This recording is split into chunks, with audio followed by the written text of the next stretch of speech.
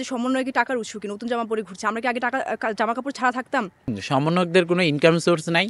দেখুন একটা ব্যাপার মানে শুনলে খুবই হাস্যকর লাগে যে যখন কোনো একটা সমন্বয় কোনো একটা এখন কোনো একটা নতুন জামা কিনেও যদি পরে মনে করে যে সমন্বয় কি টাকার উৎস কি নতুন জামা পরে ঘুরছে, আমরা কি আগে জামা কাপড় ছাড়া থাকতাম? আসলে আমাদের আগেও তো আমরা যেভাবে বিশ্ববিদ্যালয়ে আসার পরে হয়তো কেউ টিউশনি করে কেউ বাসায় ওপর ডিপেন্ডেন্ট, আমরা আমাদের মতো করে চলেছি, কিন্তু এখন যখন একটা দায়িত্বশীল জায়গায় আমরা আছি সেই সময় আমাদেরকে নিয়ে মানুষের আগ্রহ অনেক বেশি, অনেকে জানতে চায় যে সমন্বয় কি টাকার উৎস কি।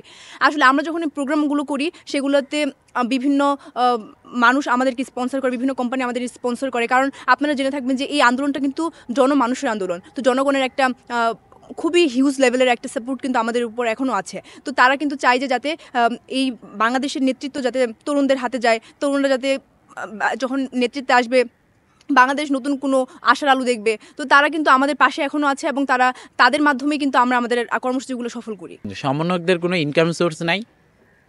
আর বিভিন্ন জায়গায় আপনি যদি বলেন যে প্রোগ্রাম হচ্ছে এগুলোতে কীভাবে যাচ্ছি, আপনারা জানেন এই সমন্বয়ক বা ছাত্র প্রতিনিধিদেরকে সমর্থন পুরো বাংলাদেশের মানুষের রয়েছে।